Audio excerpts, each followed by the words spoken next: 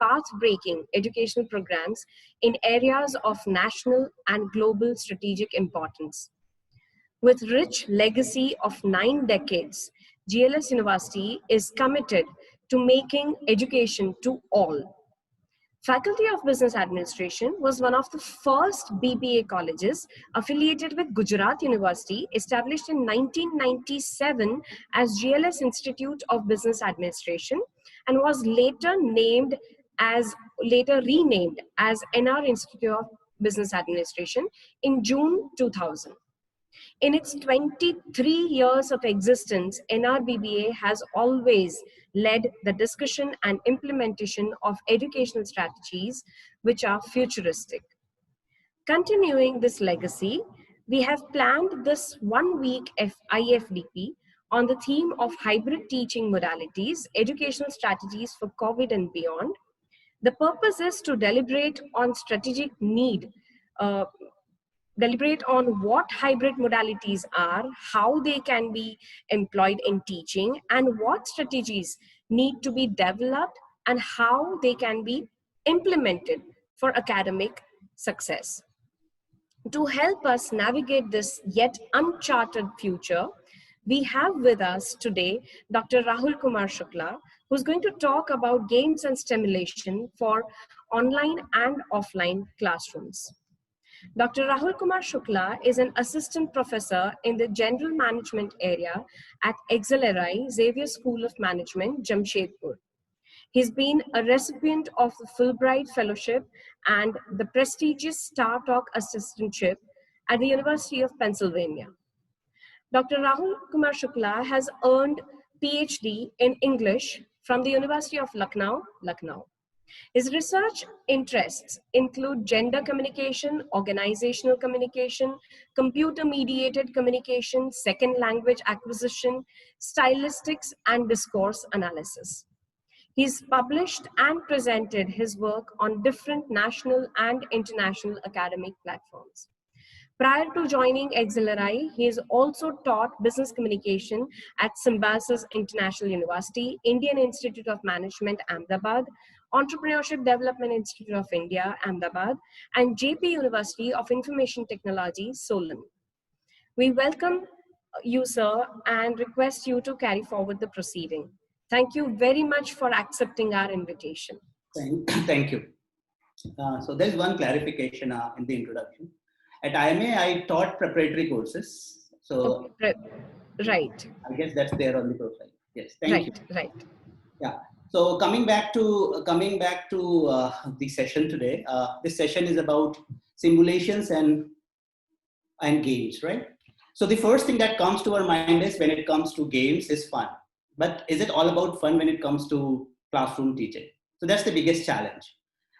So everybody's struggling. I also struggle. I started my teaching here at Excel full management teaching, and Excel is known for training also. So I was pushed into training. Initially, I had no idea of how to do a training because training managers and training students, they are two separate things. In a classroom, you can talk, you can say things, you can lecture. Students will listen to you because they are there in the class, they are paid. But when it comes to teaching managers or practicing executives, the problem is if you are not teaching what they want, they will boycott you. They will not give you further trainings. You will not be able to make money. You will not be able to get revenues for your school. Maybe you will not grow as a professional. So you have to modify your teaching style or teaching pedagogy. So the first challenge I faced was when I joined Excel in 2015 was, should I use pedagogy or something else? Because pedagogy is mostly for students. So I came across a prof here who introduced me to training, and presently I do a lot of trainings across the country. And what he told me was, Rahul, you have to move from pedagogy to andragogy. So it's about adults now, it's not about kids or students anymore. Because kids, when you lecture them, they'll go there in the class for information. These guys, they go there in the classes to validate their experiences. So whatever they have experienced, is it related to any theory? Is it related to any knowledge which is available in the domain of management? So you have to be a little more careful when you are dealing with managers. And the biggest challenge with managers is that they ask questions which are not there in the books. So they come directly from the field because they have hands-on experience of different things. they bring that experience to the class and they will ask you to help them understand how this experience is useful and how it can be made better if you apply any management theory to it. So it was quite challenging. And then I came across a discipline called critical thinking, because I have a friend in France who is working in this area. So we met when I went for a conference in Ireland, and he introduced me to a thing called critical thinking, which is very popular these days, becoming day by day popular across the country also. So this year itself, there is one professor from IIM Ahmedabad, Professor Moni Palli. We developed a workship for a school called IIM Kashipur. We taught also. Co-teaching with him in that workshop at IIM Kashipur. So I came across this discipline and I realized it's very interesting. Because what happens normally is when people talk or when people say things out, they don't realize that there is a motive behind it, right? Even when you don't have a motive, you don't realize the motive, but when the other person is listening to you on the other side, he tries to understand your motive behind what you are saying. So do we put enough thought when we talk to people? Do we try to structure our thought process, right? Or even if we are creating an activity for the class, do we put enough thought on our learning goals and learning objectives? And can we connect them when we are actually asking our participants to get into those activities or games? So I realized critical thinking was very helpful. So I brought into the picture. I started my course here also at Excel, which is about critical thinking. And I realized that it does wonders with students. And students, they not only enjoy that course, they start applying that. And just off late, I received a few mails from my students who are working in different companies. And they say that, sir, you introduce something on this also, because that's also very interesting and helpful. But I will say that it has not come in just one day or 1 month or 1 year. It has evolved over the years. So this is my 6th year at Excel. And I've realized that every year I have to make a few changes in my course. So maybe 20-30% definitely gets changed every year. So what is there which I keep changing? And if when it comes to, for instance, games and simulations, how do they help us in creating courses with high critical thinking factor? So I have tried to develop this particular session around how to use critical thinking and how to help people use simulations and games to achieve certain objectives, right? Majorly, when it comes to management, because I teach in a management school, and when I teach managerial communication, I have to use the concepts of business management. What I've realized is that in management, when you are teaching games, even if it's economics, for instance, there's a thing called game theory, right? I guess most of you know it, right? Or for instance, if you get into behavioral economics, if you know this guy, Mr. Richard Thaler, who has written a book called Nudge, right? Any of the works we come across, or for instance, there is this book by Nassim Nicholas Taleb called The Black Swan, or if, for instance, there's a book called Thinking Fast and Slow. So what I've realized is that when you have to teach these things in the classes, you have to understand that in every class, you have to achieve a particular objective from a business point of view. I'm talking from this perspective because I teach in a business school. So what I've realized is that even if you create games based on these works, which I've shared, I will tell how they help and what do they do with us. And if you are using the knowledge of these works and converting them into simulations and stories or into games, one thing you have to always keep in mind that you need to have certain objectives to achieve. If you don't have objectives and you just go, it will all be fun for students. They will enjoy the activity. But at the end of the day, there will be no learning. So the first principle of using simulations and games in the class is, number one, you have to understand it's not only about pleasure, it's also about learning. So it mixes pleasure with learning. So any simulation, any game you pick, if it doesn't have pleasure, it is a waste. And if it doesn't have learning, it's again a waste. So you have to have a good mix of that delicate balance you have to strike so that people learn along with fun. And it's not just about fun or having a feeling of pleasure or feeling great about the class. What it does is, because when you are into a simulation or in a game situation, or if you are using a game pedagogy or game andragogy, what you have to keep in mind is that when you are using a game, not only your conscious brain, your subconscious brain also starts working. A lot of data not only goes to your conscious brain, it also goes to your subconscious brain, which helps you later when you are in a real situation and you have to use your own understanding in that context. right? So I will connect this also with critical thinking, and then I will help you understand how to create simulations for the classes, or if you want to create games, what you have to keep in mind when you're creating games. So I've created a slide deck which I will use because I want you all to stick to the outline which I have created.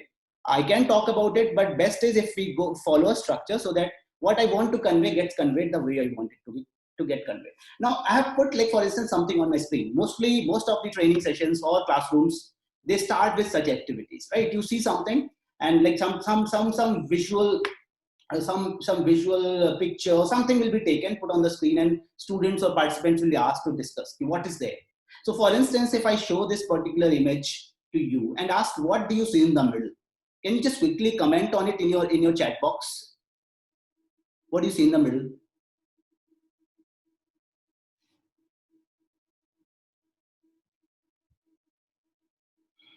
A square, right? A square, right? Amazing. Right, right. Thank you. Now, if you look at this particular image, is there a square really? Just check. What is the definition of a square? That it should have 4 dimensions, right? Does it have 4 equal dimensions? Just look at it again. Do you see 4 dimensions across this particular square? Don't you think there are just 4 circles kept in such a way that there appears to be a square, but there is no square because dimensions are missing? Or if you say there's a white square, I'm okay. But if you go by the other 2 dimensions, other parts of the dimensions which are black in color, the dimensions which are missing should also be in black, right? So what I'm trying to help you understand is that if you are putting such a game, like this is called an icebreaker, right? When you have to start a session, I normally start my session with this picture or this particular series, right? I always ask my students or participants, tell me what's the next number in this series. Do I teach critical thinking, analytical thinking, or even I teach communication? But I always start with this series. Can you tell me the next number in this series? I will connect both the activities and the first image and this particular series together in some time. Just tell me what's the next number in this series. The series reads like this: 2, 4, 6, 8, 10, 11, 12, 14, 16, 18. What's the next number? Can you guess the next number in this series? 19. Oh, wow. 20. Right. So most of you are saying 20, a few are saying 19, right? But mostly people are with 20, right? Okay. The person who said 19, can you just come online and tell me why you chose 19 over 20?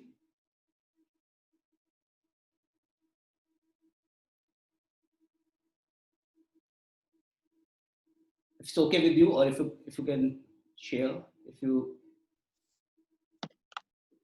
yeah. Anybody who has written? Sir, may I? Yeah, please. Sir, I noticed, I mean, I don't know exactly, but I thought there was a pattern 2, 4, 6, 8, 10, and then you placed 11, then 12, 14, 16, 18. So I placed 19. But first 4 digits, the first 5 digits are even numbers, right? 2, 4, 6, 8, 10. Then there is an odd number. Then there should be for 12, 14, 16, 18, 20, right? According to your logic. Yeah. So why 19? I'm just asking, I'm not questioning or quizzing anybody. I'm just trying to understand. Point is, thank you very much, ma'am. I agree what you are trying to say. You are saying that there are 5 even numbers, then an odd number, again 5 even numbers, then an odd number. My problem is, whenever I start this series, what I want to convey is, and why do I show these 2 images? What I try to help students understand is, why do you get guided by your past experiences, right? Like, there is no square in the middle, still you believe there is a square because the square is not in front of you, square is somewhere sitting in your head. Similarly, if you look at this series, suddenly your brain tells you that there is an even series, there is an odd series. This looks like an even series, but there is an odd number sitting in the middle. So there is some confusion. Let me check. So if I say, what's the next number after 18? You will think like the series should be like 18, 20, maybe 21. So you create your own numbers depending upon what you know from the past. Critical thinking says you don't have to think like this. This is not critical thinking. right? So then in computer it is said, no, garbage in, garbage out. I'm not saying you are no garbage. It's nothing to do with that, but I'm bringing this computer phrase. Why it's important to understand is that whatever has been taught to you, you are using the same knowledge to define what you come across. But that's not the case always, right? Maybe, for instance, this book I was talking of in the beginning called Black Swan by Nassim Nicholas Taleb. Black swan is something which you are never aware of. You have never come across something new, something very different. You have been put into, you have no knowledge of it. What will you do? So you will rely, if you rely on your past knowledge, you will actually further mess it up. This happens. Now, there is a thing called forecasting, right? Because I guess most of you are from economics and finance here also. Forecasting, what do you do in forecasting? In forecasting, you try to use the current data to project what will happen in the future, right? That's what you do in forecasting. So is it about future or is it about present and past? Just think about it. Majorly, forecasting is extending your past and present to future. It has nothing to do with future. And now, presently in COVID times, what has happened? We have tried to we initially tried to extend our present and past into the future, thinking we would do wonders in 2020. Now there is one black swan event happened, right? This COVID little virus which started somewhere in China. It got spread across the country, all the countries across the world, and all the countries are suffering presently. Their businesses are suffering, their forecasting has gone haywire, they are all struggling. Why? Because they forecasted, or they get into forecasting about their futures. How many companies get into scenario planning? How many of the companies get into creative planning, right? We majorly rely on our left brain, which is about thinking logically, linear thinking. If good is happening, bad will happen. If bad is happening, good is happening. If there are causes, there will be a problem. We think in a very linear fashion. And this particular example, when you are saying 20 will come or 21 will come, if you're thinking like that, it's an example of linear thinking. Problem with linear thinking is it doesn't tell you the nuances of the context. Maybe things look very positive, but they won't be at all because there is no structure. We are trying to force our structures on things, right? So when we try to force our structures, the problem is maybe the situation will not be clarified or the problem will not be solved using those structures which you already know. You will have to create your own structures, right? So simple logic, if I'm a critical thinker, I will say simple logic of this series is, for instance, if I say, I'm just giving an example. If I say 18.1 is the next number after 18, or 18.01 is the next number after 18, right? That's also right? If I say 18.01, comma 18.1, and then I say 18 and 18 something 19, something like that. So I put series in such a way that you get confused. But why can't we just question what is this person trying to do? Can we come up with our own different logic on this series, saying, okay, maybe the simple logic of this series is any digit which is bigger is coming next to the smaller digit, right? Just let's put this logic on this series. So 4 is bigger than 2, 6 is bigger than 4, 8 is bigger than 6, 11 is bigger than 10, 12 is bigger than 11. So maybe 18.1 is bigger than 18. Can we create our own logics? Can we try to understand the context with the given resources? If we do that, our work is done. That is where critical thinking comes into play. Critical thinking is not about, normally how it is defined is, mostly in these schools, they define it in the form of getting into an argumentation, right? Putting your claims very clearly, substantiating them with the right premises. And after that, you have to give, if there are premises, you need to be clear on what are your assumptions in those premises. After that, you have to discuss the counterclaims, that's called acknowledgement. And then again, you have to respond to the counterclaims. It's like a long, hard process. That's how it happens in languages, right? Or when you talk to people. When it comes to normal, regular lives, critical thinking is a very different affair altogether. Like, for instance, critical thinking forces you to challenge things. It forces you to look at things from multiple perspectives. And that is what simulations or games do to kids in the classes, right? So it's not that there's a case and you have to come up with a particular solution you are expecting from the students.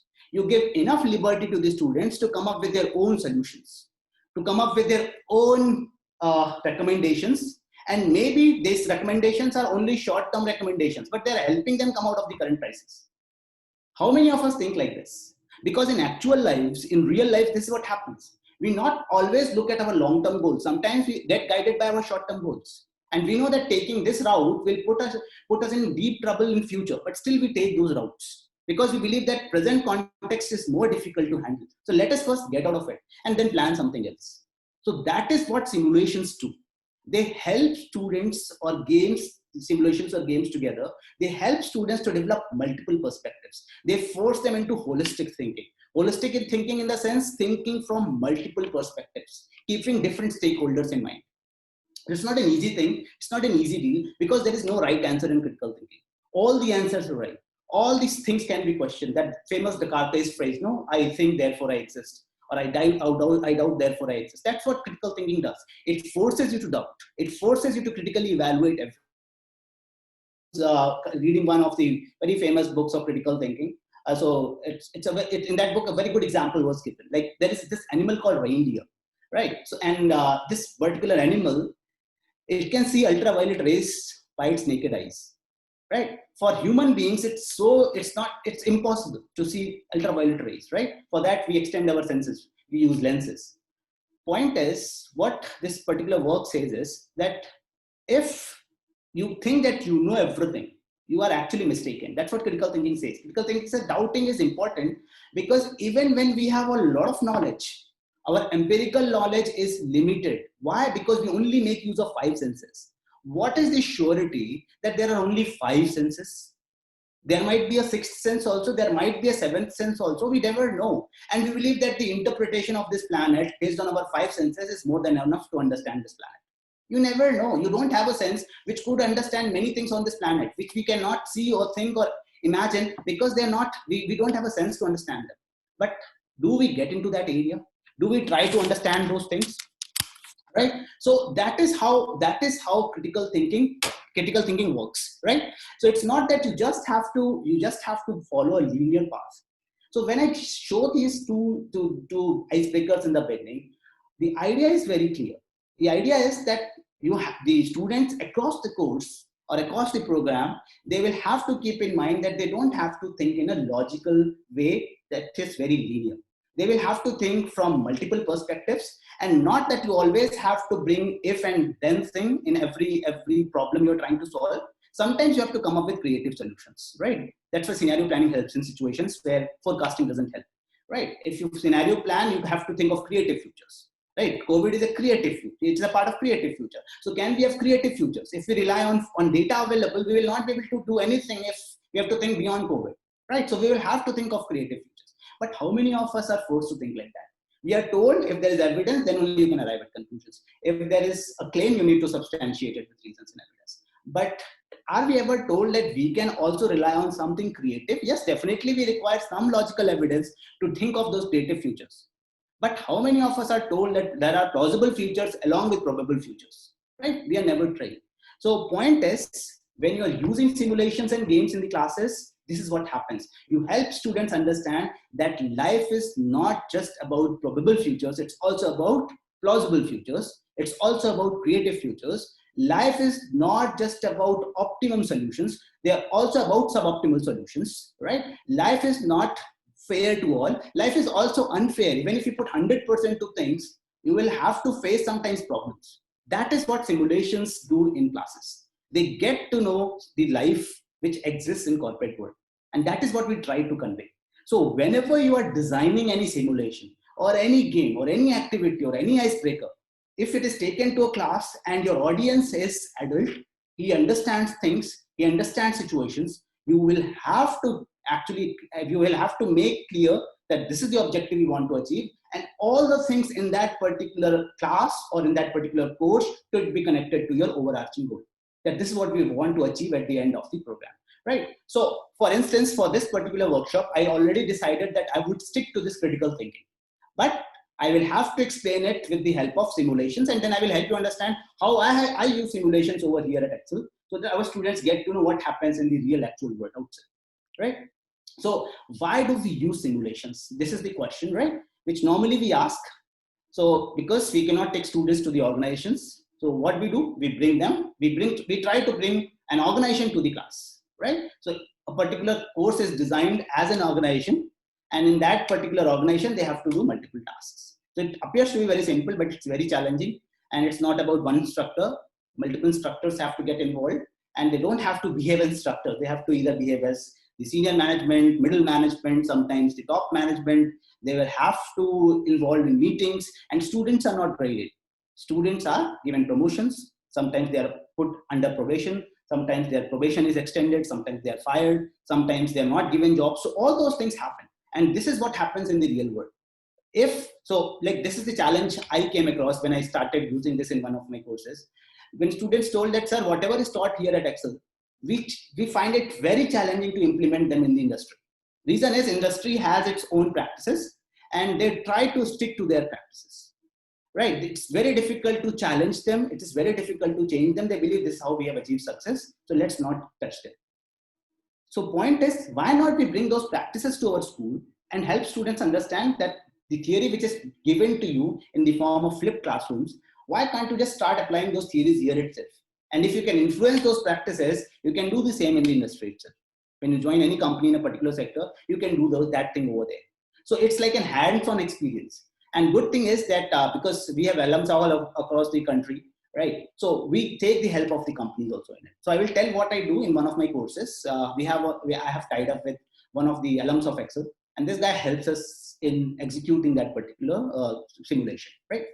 So simulation helps us to bring an organization to the classroom. And good thing about it is that it is very immersive and it gives a themed experience to students, right? And best part is it's a protected setting. In the sense, even if the decision goes wrong, right, the company will not face losses. It's not like their market share will come down or there will be a problem with other areas, right? It's just you're taking a call.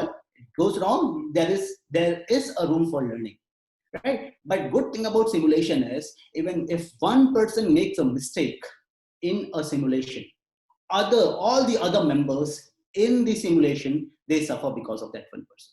So everybody understands his role, her role, his responsibility, her responsibility very clear. And how his or her role or responsibility is going to impact the future outcome of the company. So they are very clear. So they develop this orientation from the school itself, right?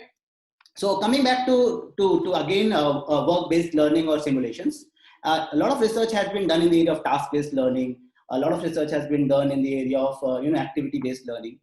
This work-based learning research is very less. Even if you check online, I'm sure you will only get a few reports or a few papers, very few papers. Very little research has been done. But then there are some very good researchers, if you can lay your hands on. I will share a link of one of the papers, very popular papers. And that was the inspiration for me to start simulation in my class as well. So I'm sure if you go through that particular paper, it will help you execute this particular activity in your class. But the thing is, you will have to convert the complete course if you're using the insights of that particular paper. But yes, you can even use simulation in bits and pieces. You can create scenarios of a business situation and then give to the classes, right? So in different classes, you can use scenario in different ways, and definitely it will help. Now coming back to simulation tools, there are three approaches. For simulation, there are three approaches. One is you use simulation tools. I guess if you go to Harvard website, you all are registered. I'm sure they're over there as an educator.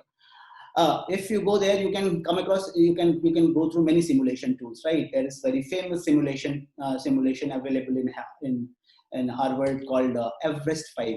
So it's about leadership. You can use that simulation. It has tasks you can run. That's a software thing. You can run, students will get involved in it. And you will realize that when people are tracking in that particular simulation, if one person makes a mistake, all the rest of the team suffers because of that. So it gives them a strong feeling of collaboration, teamwork, and also how to lead together. So those are the simulation tools. But problem with simulation tools is they're not available for all the areas. Some areas have to struggle. Some areas have to face problems.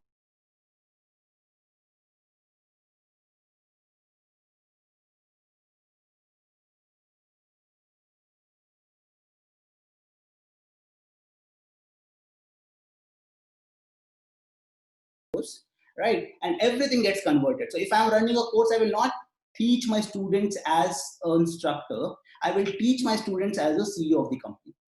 So in case somebody is not doing good job, somebody is having problems, I will have a one-on-one meeting with them. If then also, or I will ask my another instructor who is a part of the senior management. I will ask that person to introduce some interventions. Maybe he will input that person into some trainings, and that is all a part of the course. And even after that, this person is not doing well, then I will have to extend this probation period. So in the sense, you will be in the company, but you will be on probation, which means your grade has come down. So that is how you have to deal with the students. And they know that is what happens in the company, so they can relate to it. Not that view when we are in a simulation, it's or the other instructors who are working as senior managers or MDs. It's also about their peers. And we get into a thing called peer feedback. So 360-degree feedback, it's not only writing your appraisal, it's also about writing other people's appraisal.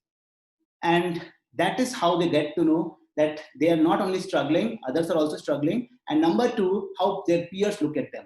So it gives them a different sense of creating their own personality, and also they learn what they have to work on.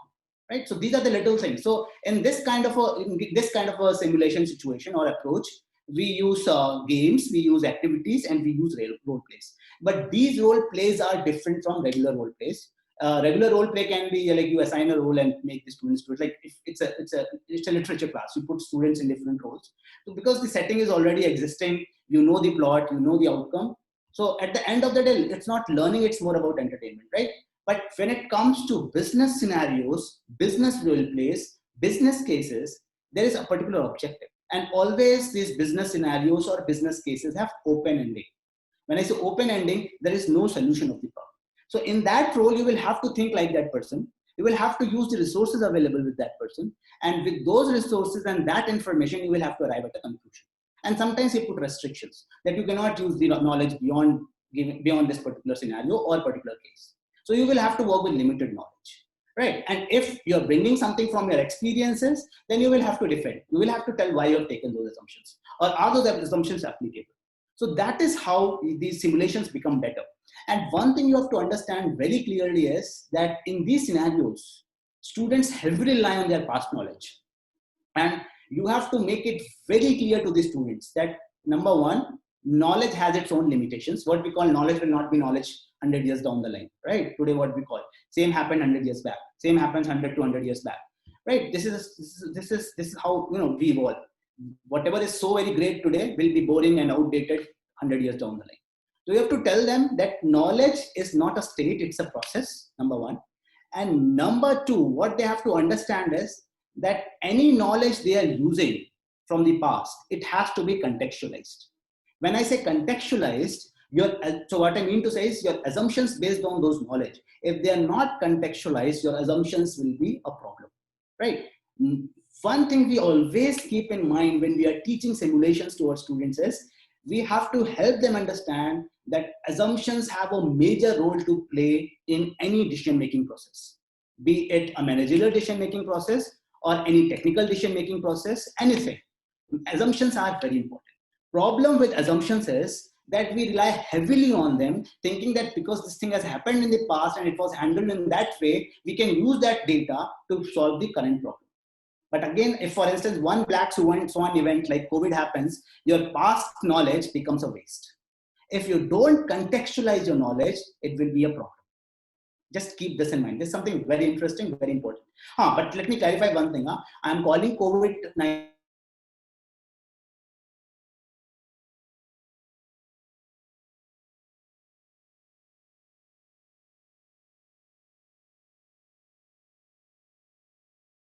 knew it, we always were aware of it. But actually other experts who are the contemporary of Mr. Nassim Nicholas Taleb, like Dalian, Levitin, and there are many others, they very strongly say that if we knew it was coming, why were we not prepared for it? Which means we were not sure. So people are not taking Nassim Nicholas Taleb very seriously on this. They believe that COVID is a black swan event, right? This is something which I wanted to clarify, because if you go and if you follow him on Twitter or other places, I follow him on Twitter, I follow him on other places also, I read him a lot. What I realize is that he keeps changing his views often, right? But good thing is he whatever he says is relatable, and you can actually use his inputs in your classes also. That's very interesting and important. So coming back to this knowledge part, just tell your students that assumptions are very important. Assumptions in simulations play a very important role, because most of the tasks which they have to do, for those tasks they have to use their assumptions. And if their assumptions are not contextualized, then there is a problem, right? So what they have to do with assumptions? So I always tell, this is an example I I came across from a book called Sense Making by Mr. Christian Maxwell. He's a marketing consultant, very popular author. This particular author in Sense Making talks about a very, in this book there's a chapter called Zoo, not this, Savannah, not the Zoo. This is the chapter. So in that particular work, this particular author talks about something very interesting. And I will tell you what confusion happens. You can relate it to fake news also these days. Huh? He says that, for instance, you go to a zoo, any zoo, right? If you go to a zoo and you see a lion eating food, right? So when I discuss that in the class, I convert it into, or I modify it. Like in Excel also, just next to Excel is our Tata Zoo. So there are lions also, African lions. So if, for instance, you go to for instance, you go to the Tata Zoo. Now, if you go there, you will see a lion, right? And if, for instance, a lion is eating pizza, right? Lion is eating pizza. There is a box of some pizza, some company's pizza. You see lion eating pizza. You make a video of it. You post it on a social media platform. It goes viral. Oh, lion is eating pizza. How many of us try to understand why lion is eating pizza? Right? Whatever is happening right in front of us, because that is how we are trained. That's linear thinking. Anything you see, anything you hear, you have to rely on that data. Not necessarily, because those are smart thinkers. They know this problem with human beings, right? They believe logic is very important. They believe data is important. So let's change the logic. Let's fudge the data and see how people react. And people, they get trapped. Now, when you see a lion eating pizza, you make a video, post it on any social media platform saying lion is eating pizza, and this is what is happening at Tata Zoo. It goes viral. People enjoy. People put comments. But if you are a critical thinker, you will try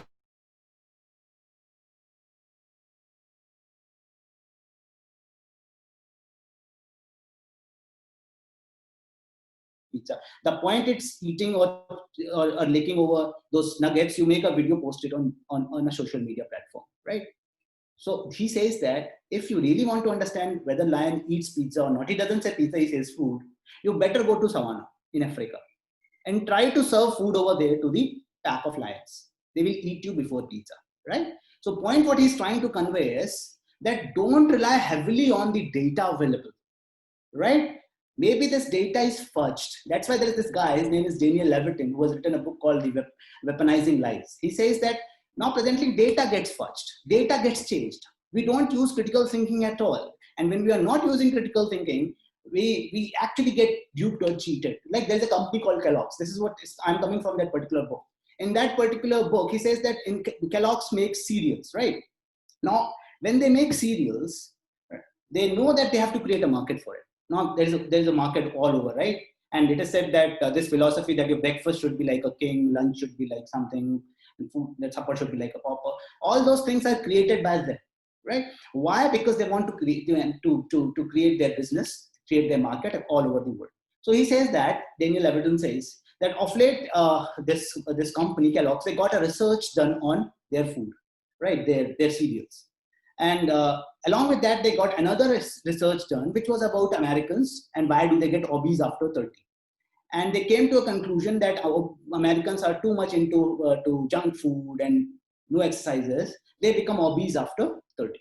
And this research got published. It was labbed by the Americans. And first thing, when you're worried about your health or about your fat or your shape, first thing you do is you change your eating habits, right? You believe food is creating problems for you. And when you think of eating habits, what has been positioned as the best eating food? It's Kellogg's.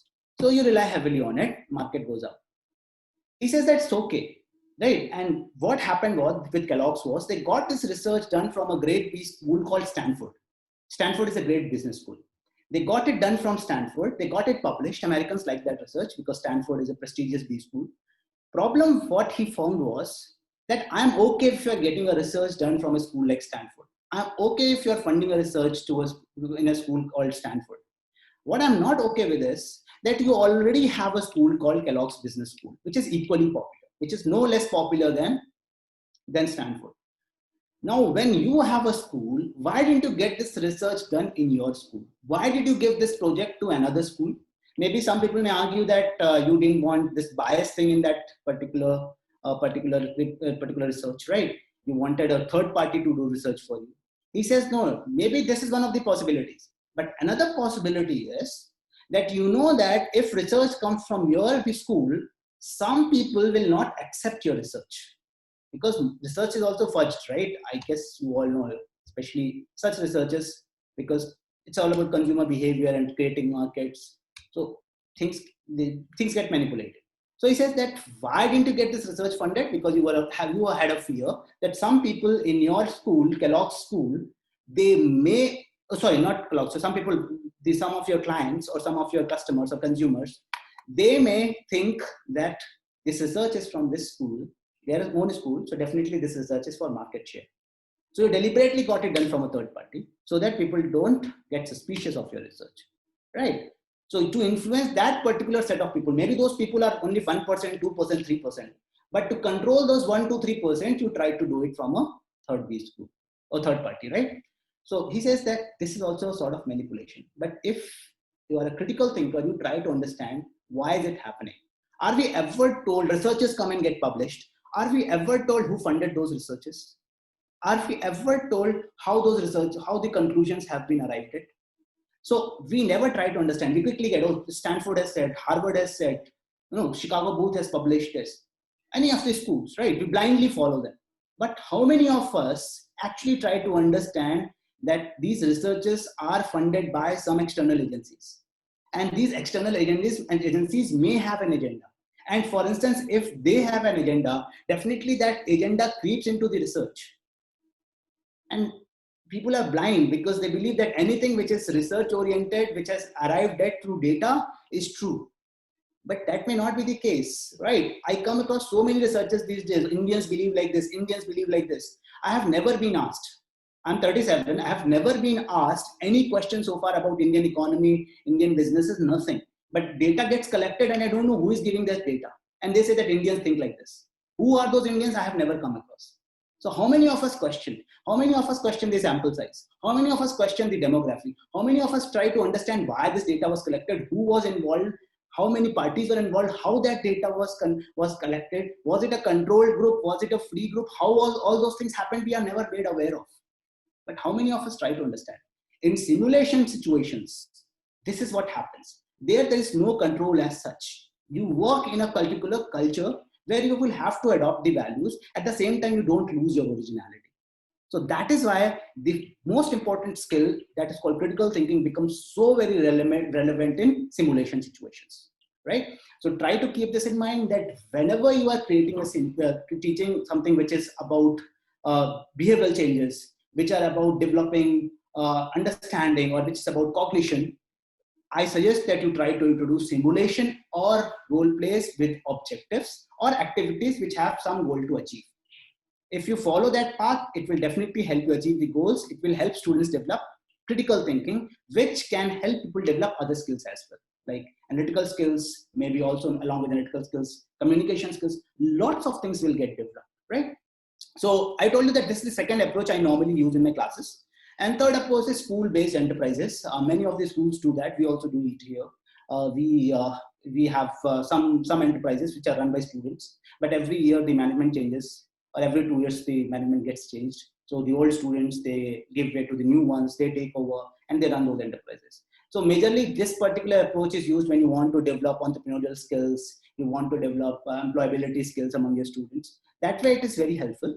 Otherwise, I suggest that if you have limitations of funds and you believe that in your area itself, there is a limitation of using simulations which are available from Harvard or Ivy, better you try to create a workplace simulation.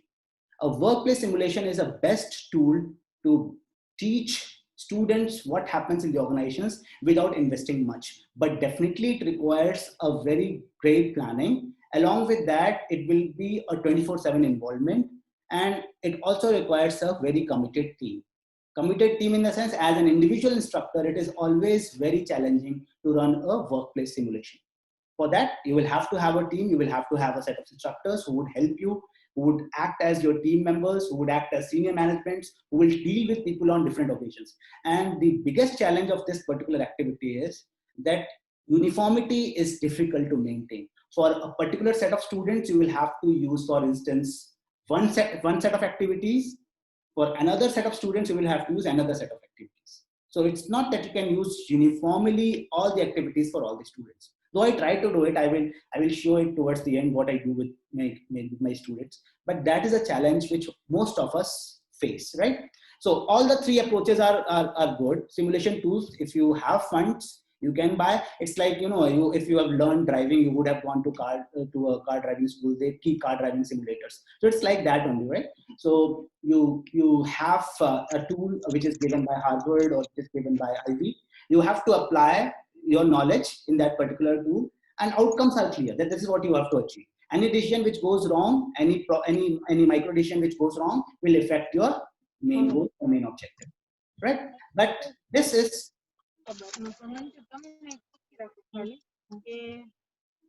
okay.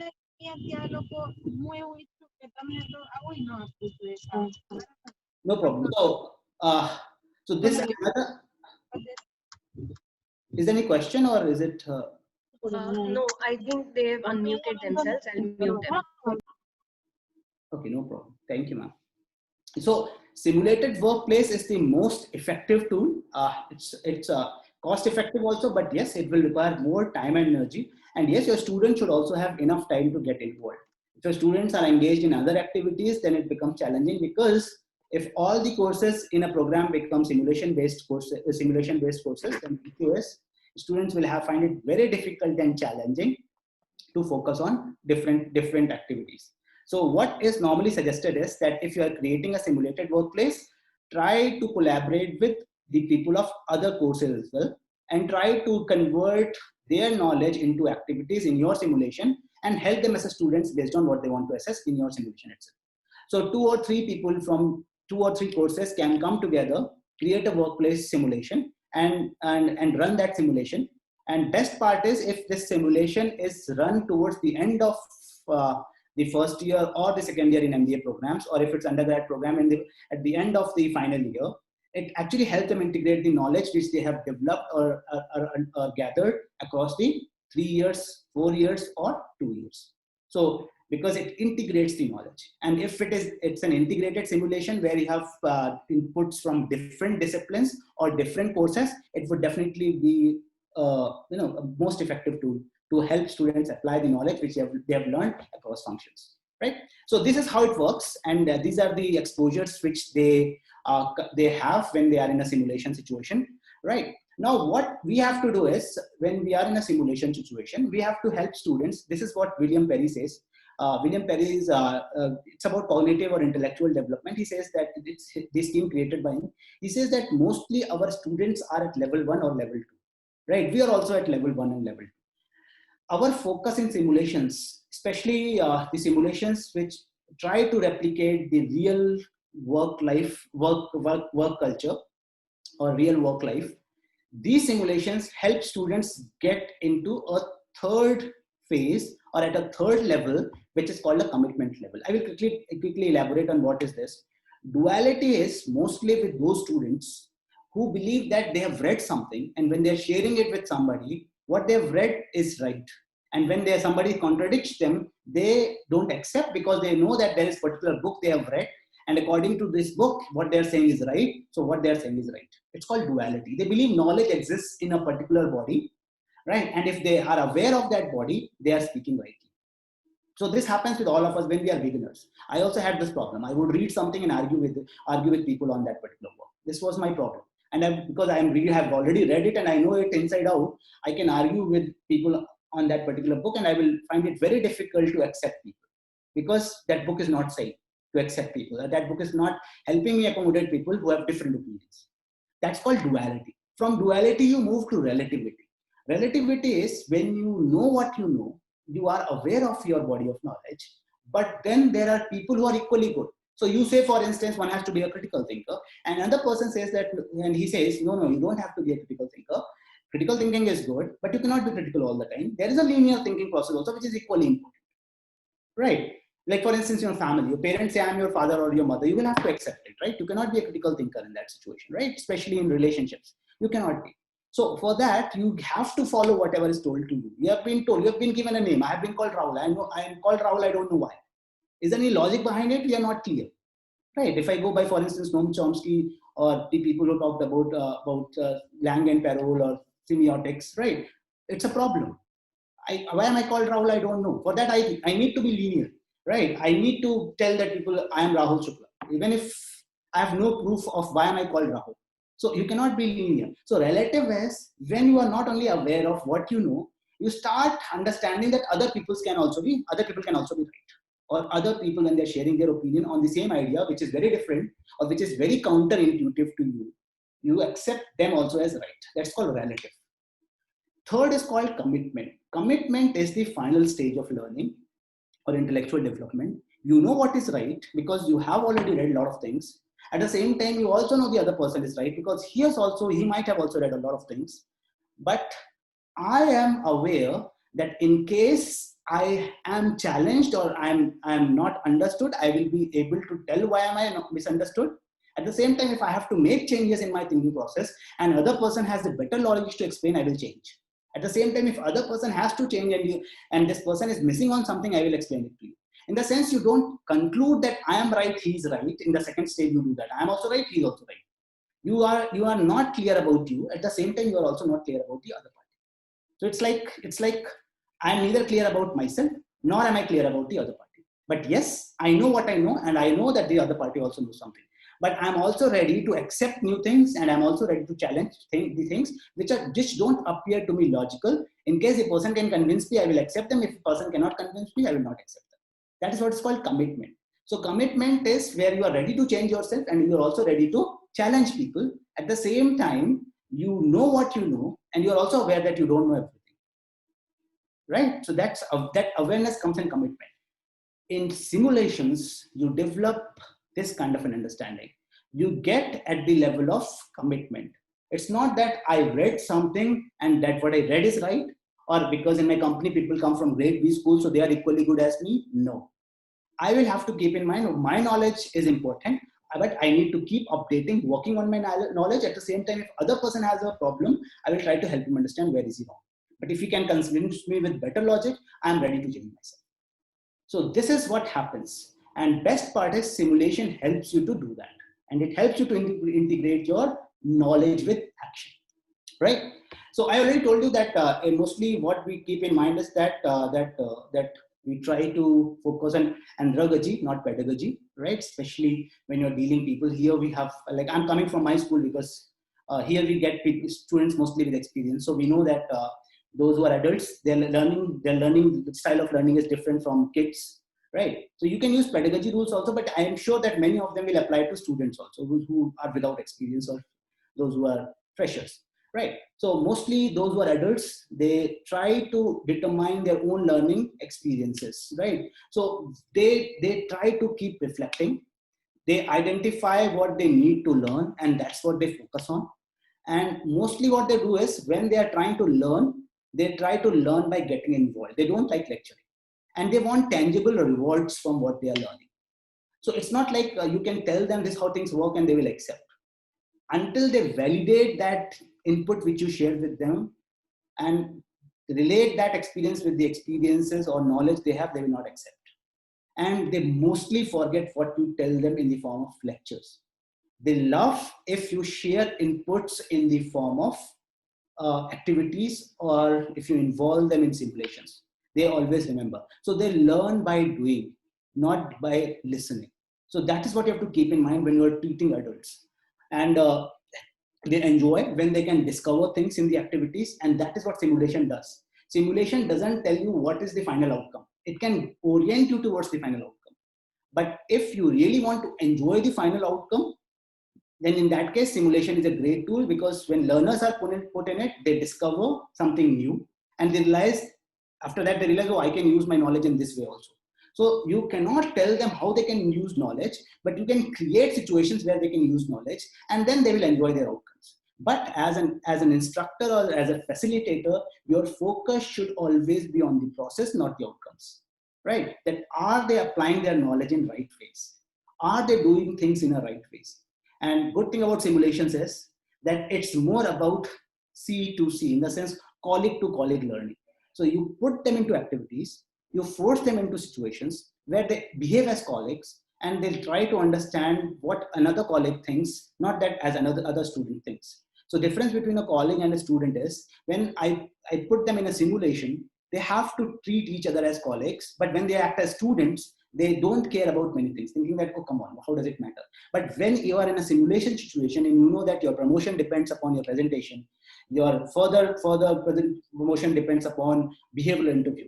So in those contexts, what happens is you are not going to tell everything to your colleague, but as a student, you can. And a simulation situation, that student, if that colleague you are telling everything, maybe he will get promoted over you. So that way, they are more aware. So it encourages C2C and they enjoy that learning process. And best part is it's all a practical scenario. So they learn, they actually get involved and they learn a lot from it.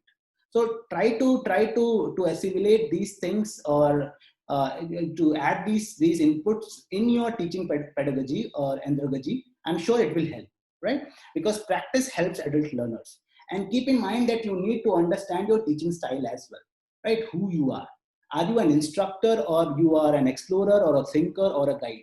So what is the difference between these four entities is, like when you are an instructor, you're majorly focused on setting up and setting up or directing the learning activity.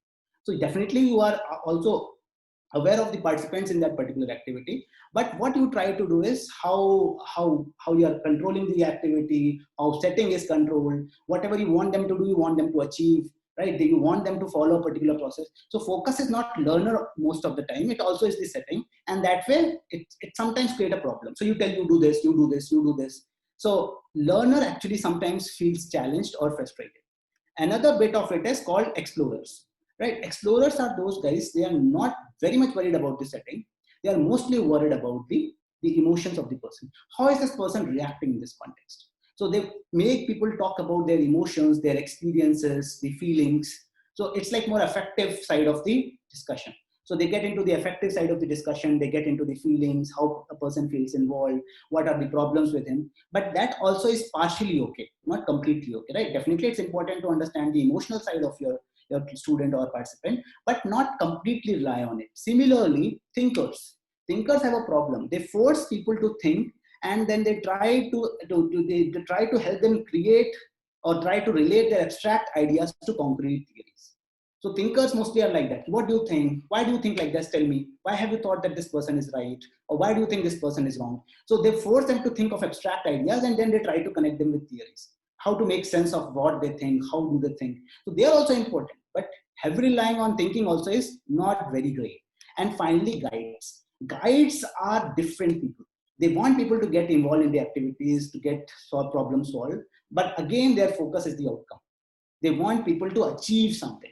But I've told you that in a simulation process, you want people to learn in the process, not the outcome. Now, when you look at these four people, I've told that all the four people do four different things in four different ways. So, and none of them is perfect. So what should I do if I'm an instructor, right? So what you have to keep in mind is that you need to have a mix of all these four styles. You not only have to control the activity or the scenario like an instructor, where you have to you will have to be very good with briefing. At the same time, you need to understand how your participants or students are thinking in that particular context or in a particular business situation, right? That is also very important. Also, try to understand what they think, and if you can help them concretize their abstract thinking so that they get confidence, or they become confident about what they think, and also try to help in the outcome or to achieve the outcome. So all four are important. You will have to have a good mix of them, because in any simulation situation, relying on one particular style of teaching will actually create confusion for the person who's listening and watching, right? Because they also observe and watch.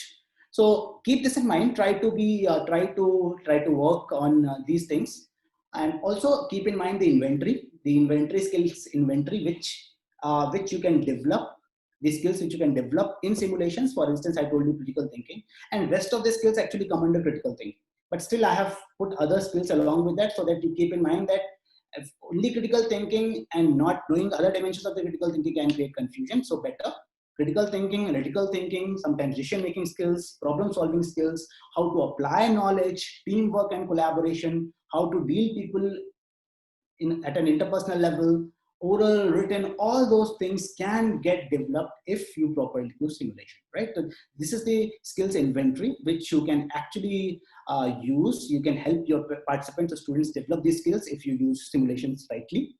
And then I guess this might have been talked in the first session today. In the beginning, we had a short discussion with the Professor Avini. So he talked about Professor Uday. He uses it a lot, but it's, I guess, everybody uses, right, for any course development or for understanding how course is doing. So keep this in mind that when you are using a simulation, actually this Bloom's taxonomy completely applies to simulation, right? Where you have to understand what has been taught to you. You have to, first you have to remember the concept, then you have to understand how they work, then you have to apply. And when you are applying, you have to draw connections also with other things which are happening. And that's why simulation helps a lot, that you're focusing on one of the verticals, and then there are other verticals in the organization, and simultaneously you are thinking what is going on. So that is called analyzing. And then you can evaluate, you can defend what you are doing. And then also you can actually come up with something new based on what you have done so far. So in a simulation situation, you can completely apply Bloom's taxonomy, starting from remembering to creating, where you are involved, you understand things, you apply, you try to connect the dots, you evaluate not only your contribution, you evaluate other people's contribution, and out of that also you create a new knowledge. That is the beauty. So simulation that way is a perfect tool, right?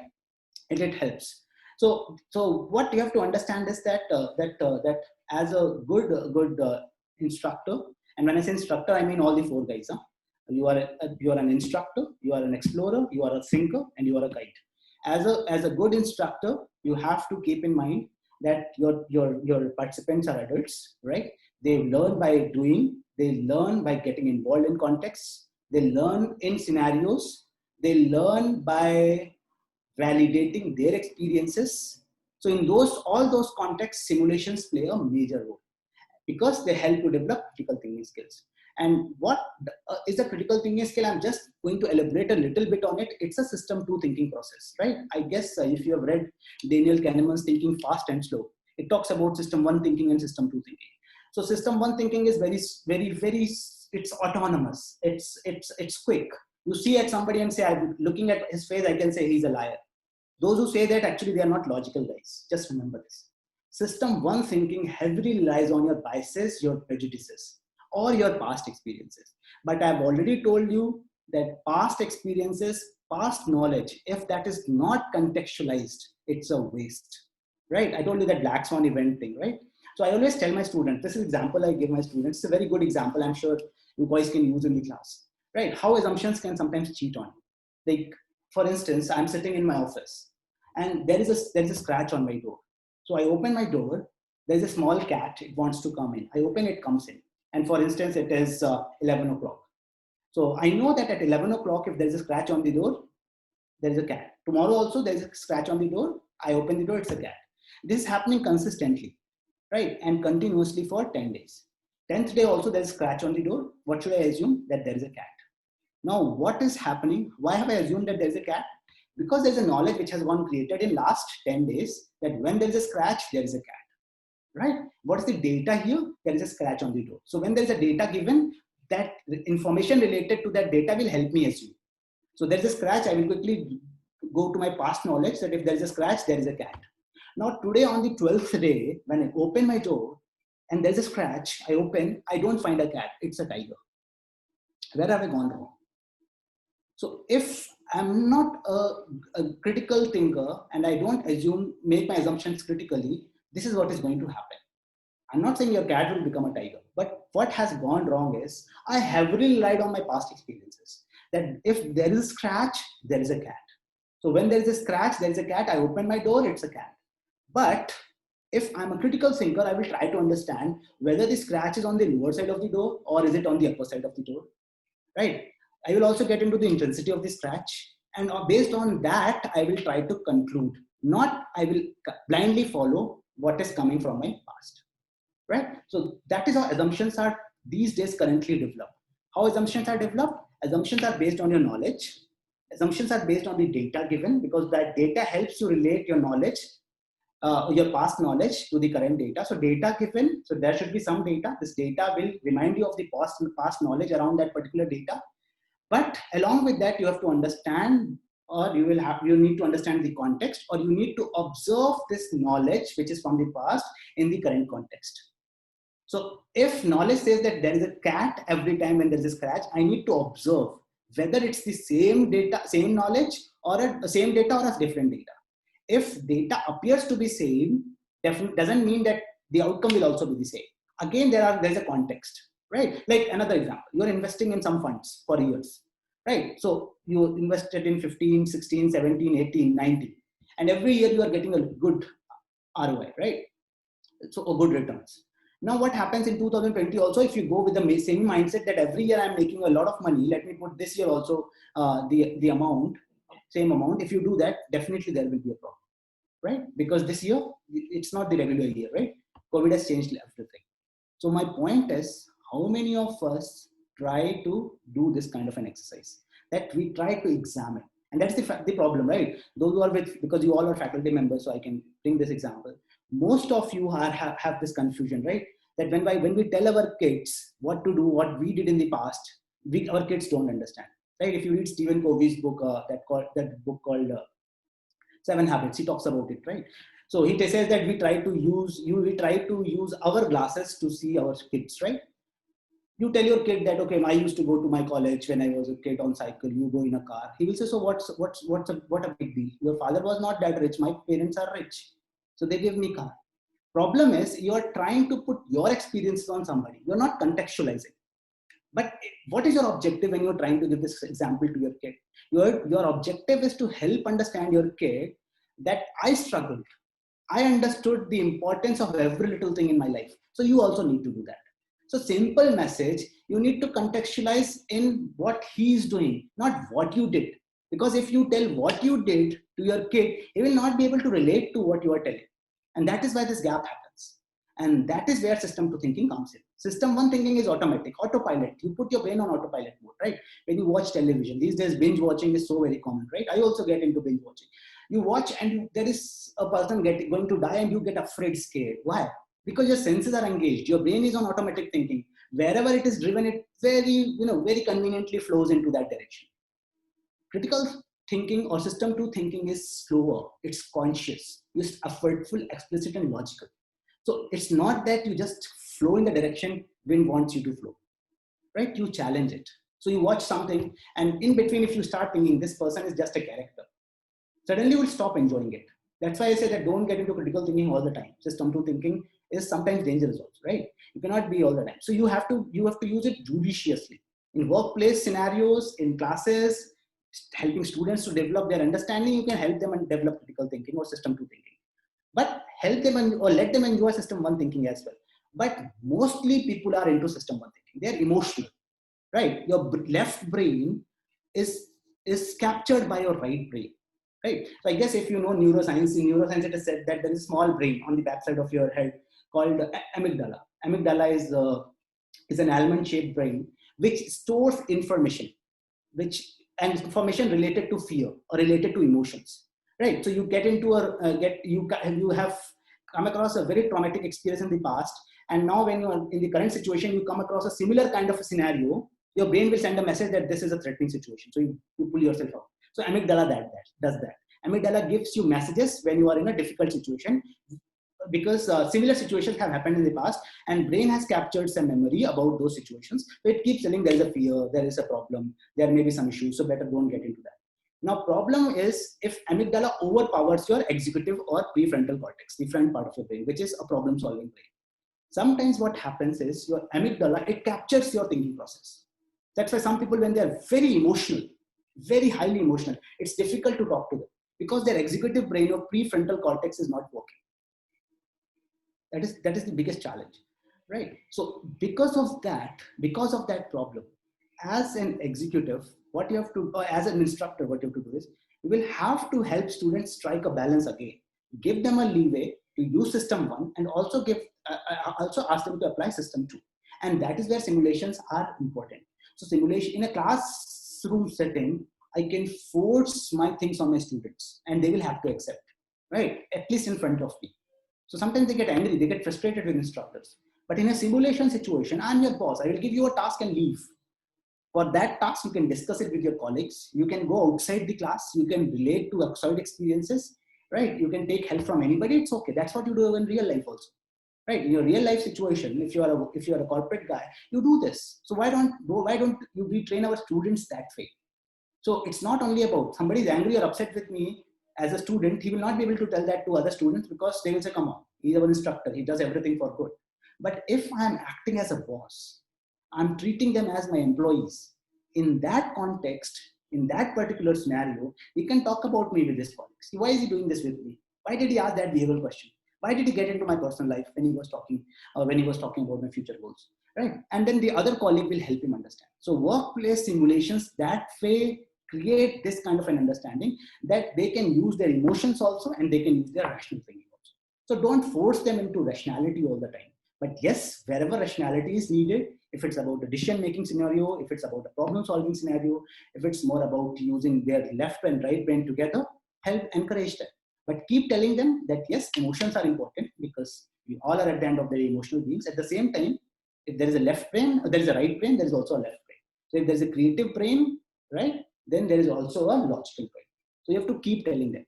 Amygdala helps you save yourself from difficult, dangerous situations, but problem-solving brain is equally important because it helps you get out of those situations smartly. And you know that they should not, and you ensure if you're using your left brain, that those scenarios never happen in the future. So help them the significance of both system 1 and system 2 thinking, right?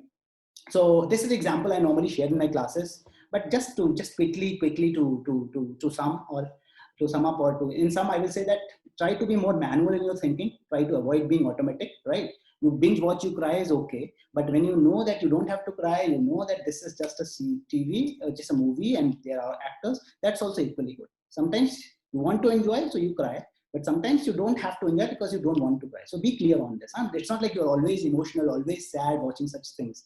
Sometimes you have to be aware that they are just scenarios, right? Or they are just situations because all my senses are engaged, so I cannot use my critical thinking. That's why I did it. But in between, if you keep thinking about those scenarios, those scenes, that tension that gets built up, if you have to dilute it, just become critical. It will help you overcome. Right? Stay purposeful. If you are partial, if you are biased in your thinking process, being aware of it is also critical thinking. Right? We all are at the end of the nationalists, right? We love our country. But nationalism itself, I'm not saying that we are biased, but it is also it's a kind of a prejudice, right? You love your country, so you love your country, right? Anything about your country, you will always speak very high of it. So be aware. Say somebody is a nationalist, so you appear to be biased. You say, yes, it's okay. In that area, I am biased because it's my country, it's my family, it's my mother, right? So you have to be biased in certain areas, but being clear on them is better than not being aware of them. Sometimes you're biased and you're not aware of it at all. So that's a problem. Right? And just remember that thinking is a process. So help your students understand that thinking is not just something clicks and you think you arrive at a conclusion. If you have arrived at a conclusion, be clear. That's what I told you. When I'm assuming something, I'm clear that I know the data, I have experiences, but I'm trying to contextualize. That is what is called a process. And thinking uses a tool set. When I say tool set, it stands for that I know what I'm saying, I know what I'm doing. Right? I know that when I'm making a claim, it should be substantiated by reasons and evidence. And when I'm assuming, it is based on data, it's based on experiences and observation and context. So you use, or if I'm analyzing something, I know that analysis is based on data. And from data, you have to draw inferences. And from inferences, you arrive at conclusions. So I know I'm using a framework that conclusions are generic, inferences are based on data, and data is just the set of facts. Right? They don't give any direction. So I need to understand how to think or how to talk about what I think. That is what is called critical thinking, right? So be aware, try to enforce that. And best part is that simulations help them do it, right? So one very important thing about simulations is, so what I've told you so far is try to use critical thinking because simulations or games are the best tools. Try to bring in critical thinking, create scenarios or situations in a simulation where they start using their knowledge along and start applying that. Also, I told you that keep in mind that you are not treating kids, you are treating adults. So the approach should be slightly different, right? I told you that. And be રજૂ કરવું છે. એક minute and also be aware of your teaching style, right? Be aware of who you are and how do you teach. So I told you those 4 teaching styles, right? 4 types of instructors. So be aware, and it's not that you have to be aware of your teaching style. You need to pick whatever is in the other teaching styles as well to make your teaching style better and effective. Right? So just keep doing it, and also just be clear on it that that you have to force them into system 2 thinking mostly. But yes, don't ask them to compromise on their system 1 or emotional thinking. Emotional thinking is equally important as rational thinking. But yes, in emotional thinking, only issue is that if you heavily rely on emotions, it actually, there's a thing called amygdala hijack. Your emotional brain captures your executive brain or prefrontal cortex and you stop thinking. Right? It's all hormones. I will talk about that in some time when I'm going to talk about briefing and simulations, but that is how it works. Now, another bit of any simulation is the briefing part. What is briefing? Briefing is on every step, because you create phases in your simulation process. So once one phase is complete or it gets completed, you have to tell your students or the employees what they've achieved, and you have to give them either some incentives or you will have to give them some punishments. So rewards like carrot and stick formula is used in briefing. At the same time, you clarify what they have to do if they want to do better. They want more carrots, right? Also, those who want to convert their sticks to carrots, for that also this briefing thing happens. Now, what you have to do is, it's not like an instructional based thing where you share what you like, right? In a classroom, you go and tell this is what you have to do. So we are mostly in a commanding position when we are, or we try to force our instructions on students. In a simulation situation, you have to give your instructions in the form of a story. When I say in the form of a story, as if you are discussing a context and instructions are coming in the context, not that you are telling them separately, right? So you will say, like for instance, now you are the chief human resource officer. So for that, you will have to write the appraisals of all the 10 employees working in the, right? And I want this report in 10 days. So here, this is a contextual instruction where this person is my employee, she is my CHRO, or he is my CHRO, and this person is given a task to write appraisals of 10 people. So I'm not saying that, okay, in this particular activity you will have to write. So it's like a part of the deal. And stories, telling in the form of a story or bringing them in the context helps. I will tell you why. Because stories have a different role to play. That's why stories are used in simulations. Stories, I guess, if you have studied about stories or neuroscience also of stories, story helps your body to release 3 hormones, mostly. There are many hormones which get released, but majorly 3 hormones. I guess you might know there's a hormone called oxytocin, there's a hormone called cortisol, and there's a third hormone called dopamine. Oxytocin and dopamine are positive hormones, and cortisol is a negative hormone. If you know about neuroscience, you might have come across these 3 hormones. Like for instance, somebody praises you, says you are very beautiful, you are very handsome, you do a great job, you are a great employee. When somebody says such things to you, you suddenly start feeling great about that person, right? But if somebody discourages you, you are a bad employee, you don't know how to work, so you get suddenly angry. Is it just because of the words or something else? Or there are sometimes what this happens. In your organizations, there are some people, when you look at them, you feel suddenly bad. You want to run away from them. You don't want to look at them. And then there are some pleasant faces. You look at them, you want to be a part of them or their lives, or you want to sit with them, you want to talk to them. What is this happening? Actually, according to neuroscience, actually those people are not bad or good. It's your brain which plays tricks with you. So your brain releases a hormone called cortisol. This hormone threatens you, creates fear in you. So when you look at somebody as a threat, your brain will suddenly release a hormone called cortisol. So sometimes your senses treat somebody as a threat, and they send a message to your brain that there's a threat. Suddenly there's a cortisol inside your body. So it's not the person, it's your senses and your brain which is cheating on you. Similarly, there are some people who look very good, pleasant, you like them. So your senses tell your brain that this is a good person who is a trustworthy guy. So brain releases a hormone called oxytocin, which is a positive feel-good hormone. So you feel more connected, you feel more involved. And then dopamine. Dopamine is a hormone which keeps you motivated. So when you tell a story to somebody, a context, Some people will have negative emotions, people will have positive emotions in the stories, and then there is something which keeps you motivated. And what keeps you motivated? Our tendency of the brain. Our brain doesn't like ambiguity. That is why critical thinking is the biggest challenge of any brain. It doesn't like ambiguity, it likes clarity. It likes a linear path. Everything should be crystal clear. Everything should be in a straight line. That's why you do all those things which you are always comfortable with. You never like to go outside your comfort zone. Why? Because brain doesn't like it. Brain says, no, I'm comfortable with it. That's how it is. Now, when you are not a critical thinker, right? So this is the problem. Now, when a story is told, story is told, story is told. So there are certain gaps. You want to know what will happen to the actor or the protagonist or the hero or the hero, whosoever in that particular story.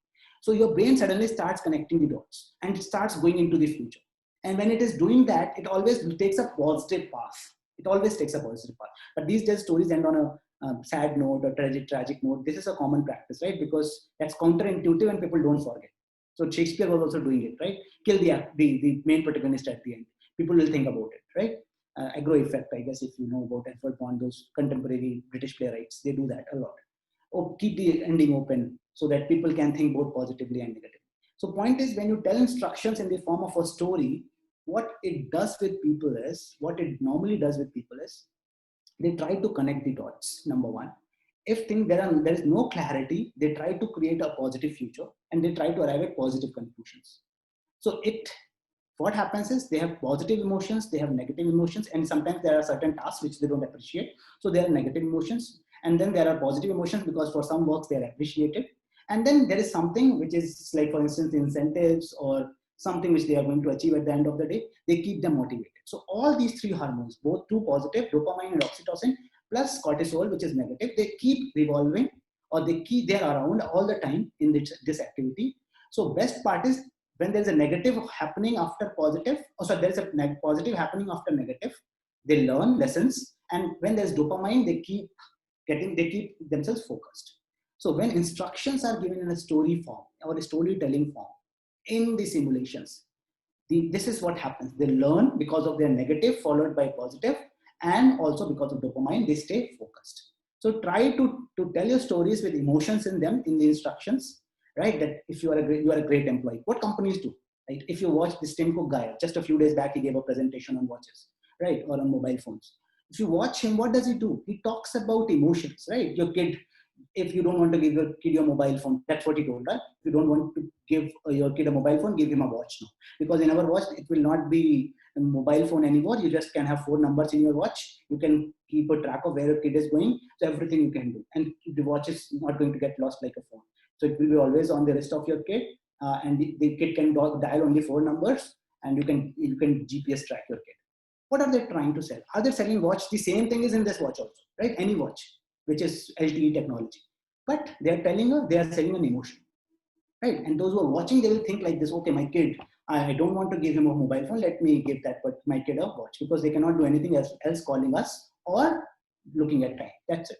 And I can do everything. I can watch where the kid is. I can listen to what the kid is doing. I can do a lot of things with the watch of that kid. So that's a story. So if instructions are given in the form of a story, they create a different impression, and kids or the participants feel more connected. And even if there are gaps in the story, the best part is, because brain has a tendency to connect the dots, it will help them learn by connecting the dots. But yes, in your story, if you have if in it, you should also have then in it. Story without then will be a confusion. So if in your simulation you have created a condition, there should be some outcome of that condition as well. So there should be clarity on it. And remember that your stories stimulate learning, and it's not only a learning about what is happening around you. Some data also get fed into your subconscious brain. So better try to put your briefing on instructions in the form of stories. And yes, the biggest challenge which normally people say in simulations are how to give inputs, because now they are in a context. They are thinking about every little thing. They are involved. I cannot go and say that these are the inputs I can share with you, because if I do that, other employee will get upset. My boss is getting closer to this person. So what we do is, normally we use a technique called flipped classroom technique.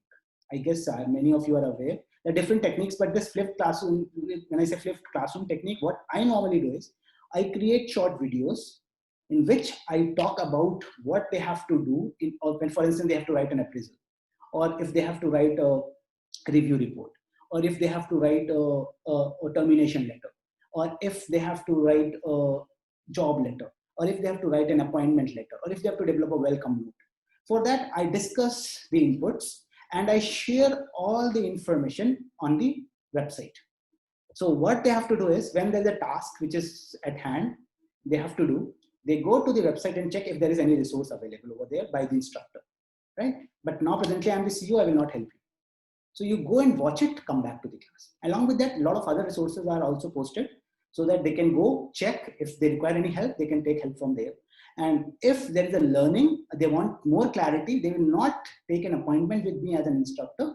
They will take an appointment with me as the CEO of the company. That sir, I want to meet up with you in regard to the assignment or task given to you. Please help me understand what you are expecting. Right? So I can scold that person also. Okay, what kind of CHRO are you? You don't know how to write you don't know what has to be written in a thing called an appraisal form. Do you have no prior knowledge? So when I say prior knowledge, what I mean to say is the pre-readings which were assigned for this task you have not been through. But I will not say them directly in the simulation. So it's like you are living in that environment. You know it's a lie, right? You know it's a fake world, right? If you know that particular movie called Truman Show, it's like that movie. You know that you don't know actually you are a part of it, but it's like that show only. That you are in a show and you have to perform like other employees, right? It's not like you are a student there. So you cannot say that, sir, I'm a student, I know, I don't have any idea, I'm a fresher. Even if you're a fresher and you're working with other employees, same struggle you will have to face in the organization, right? So just do that. There are, so scenario as a course is this thing, but then there are some other people who say that instead of converting a course into a simulation, better to have cases or scenarios for classes. That's a very regular strategy, I guess most of the B schools are using. Cases are business cases, we all know. And the strategy for cases also saying that we cannot take you to the field, so let's bring the field to the class, right? And the roles which are mostly given in cases are analyst, consultant, decision maker. These are the roles given, and you have to identify the issue, right? And you have to identify, solve the problem. But again, there are goals which are set for a particular activity or a particular case. And these are the goals, like we want to develop our students' analytical skills, problem solving skills, decision making skills. And along with that, we have to follow a particular framework. See, one thing you have to always understand, adults or corporate guys or anybody, right? Students also for that matter. If you are giving theory, they will not learn. So best strategy is give them frameworks. Try to teach them frameworks. This is what you have to understand. Whether it's a case thing, a simulation thing, or a scenario thing, if you provide them frameworks, they will enjoy. If you don't provide them frameworks, they will not enjoy. Right? Like somebody asked me, sir, I waste a lot of time. So what should I do? This year itself, because I teach in another school called Code. Students were struggling there because they had SIP in the middle of their first term. So there is this 2x2 matrix by Stephen Covey, urgent and importance matrix, right? So you put urgency on one dimension, importance on another dimension, high, low, and then there are 4 different quadrants. I guess if you have read 7 Habits, you might have come across it. So I just shared that matrix saying, see, there are work which are urgent and important, but remember, we are mostly stuck in this quadrant because there are things which are urgent and important. But the quadrant which is important but not urgent, we ignore it, thinking it's important but not urgent, let's delay it. So our focus should be on in that quadrant where we have urgent things, not the important, we have important things, not the urgent things. But majorly we are in that quadrant where things are both urgent and important, right? Tomorrow I have to write send a letter to my boss. Tomorrow I have to do this. Tomorrow I have to do this. So that is important also and urgent also. Why urgent? Because tomorrow morning I have to send. What is important? Because it is about my job. But there are things which are important but not urgent, like giving time to your family members, giving time to your kid is important but not urgent. So you keep delaying it. But problem is, if you don't focus on important things which are important but not urgent, they will harm you in long term. So I just told them that particular matrix, urgency and importance matrix, and they actually went gaga about it and went and discussed this with other sections, and other people from other sections also came, right? So it's just a framework, right? It's a common sense. We all know this is a common sense, right? So Always remember, especially adults in andragogy, people love frameworks. That is why whenever you are using a scenario or a case to simulate a business situation, you have to use a particular framework, right? Like for instance, there's a technique called PACER technique. So you give a scenario and ask them, identify a problem. So they will struggle. What is a problem? How do you identify a problem? Then you say in a problem, you have to do stakeholder analysis. How many people are involved? Right? You have to identify you have to get into a root cause analysis. Root cause will help you know what is the desired state. And then you know the current state. Why I cannot achieve my current desired state from my current state? What is stopping? That is a problem. Right? But is this problem from my perspective as a protagonist, or it is also a problem from other stakeholders as well?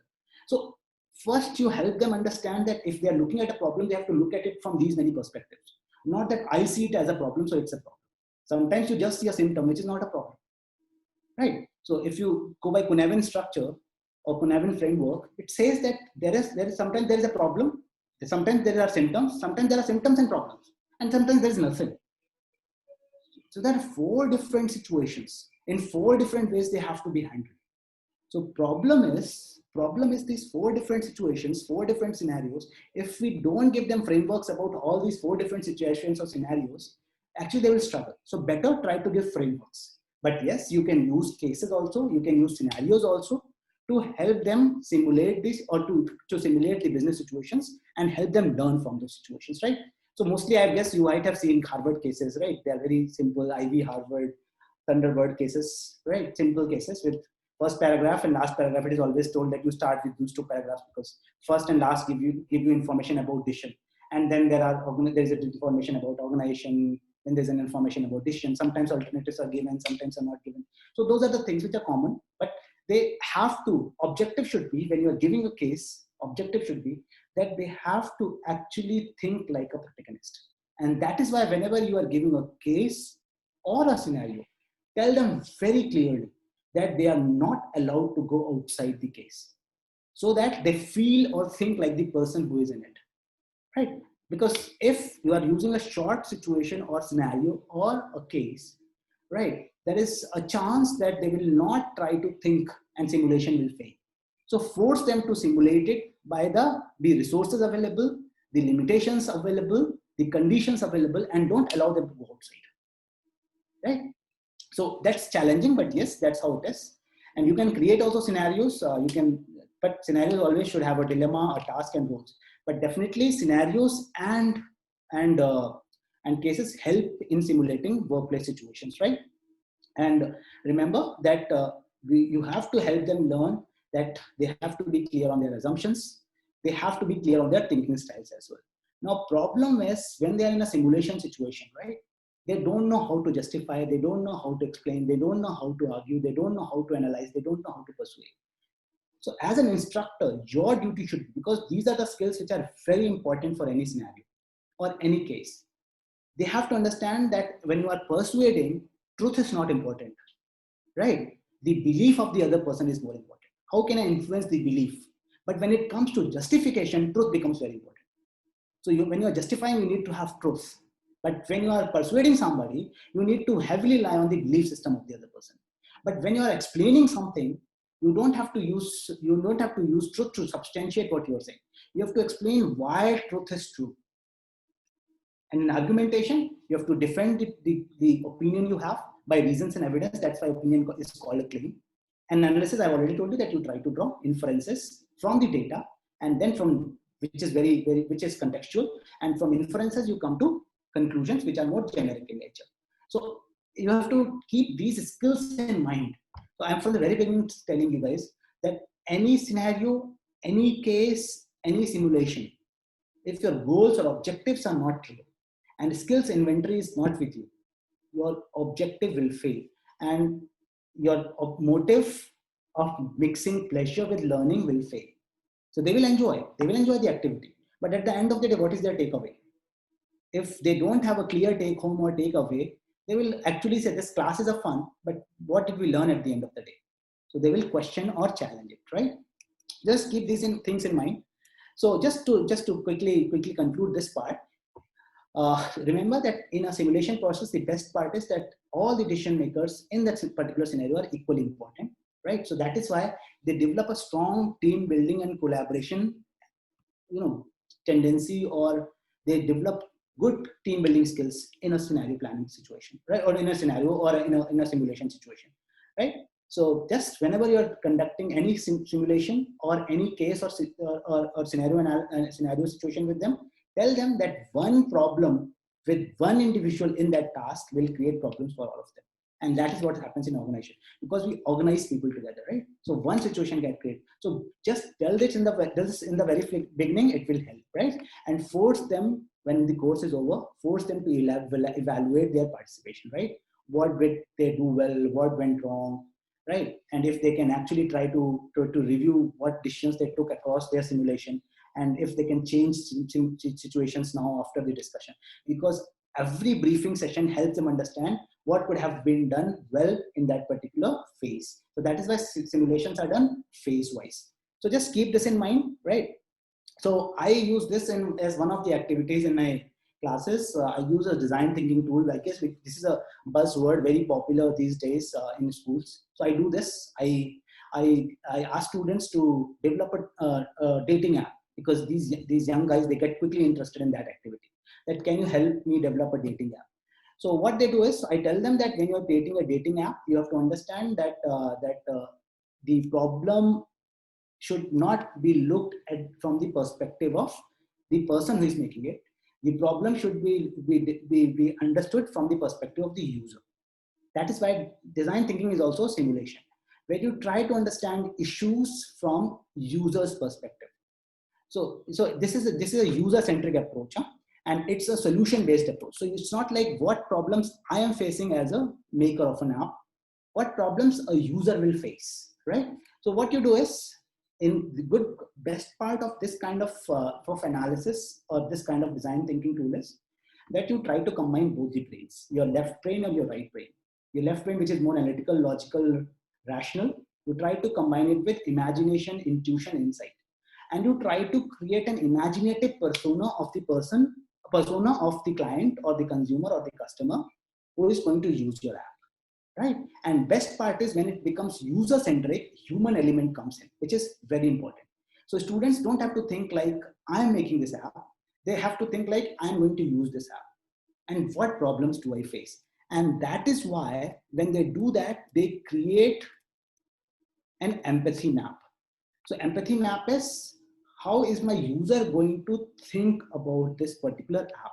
So what he does when he uses it, when he's using it, what he normally says, like it has problems here, it has problems there. And then what he thinks about it, what is he expecting from it, right? And what are his feelings when he's using it? Is he frustrated, angry, happy, excited?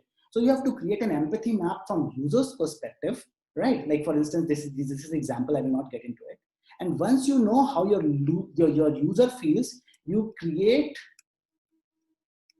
a journey map, that every step my user is taking, what are the goals we want to achieve and what are his pain points at every step. If I can jot down for every step of my user, I will be able to create my service or product in a best possible way. So I'm thinking like my user. So I have to become my user. I will have to actually use my product, and I will have to think like him. So it's not like linear process. Right? And one thing you all have to understand, which is very important for anybody, is that in a simulation, when I say creative, you don't have to write poem or play. Creative stands for that you have to be very clear with the boundaries. So when I say like this, there's a lot of discussion happens around thinking out of the box, thinking out of the box, thinking out of the box. Right. I did a training for a company in Chennai. They are my permanent clients. They keep calling. So I do a lot of trainings. They are into design thinking. So I asked this question. This company is known for design thinking. So I asked this question, what is thinking out of the box? And most of them actually ended up saying that it's about creative thinking. There's a difference in creativity and critical creative thinking in design thinking or any of the simulation situations. What is thinking out of the box is, just remember this. Thinking out of the box stands for, what is my box? You have to ask this question.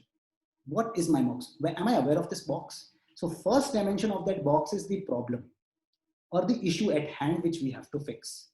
Second dimension of that box is, what are the solutions which have been attempted in the past.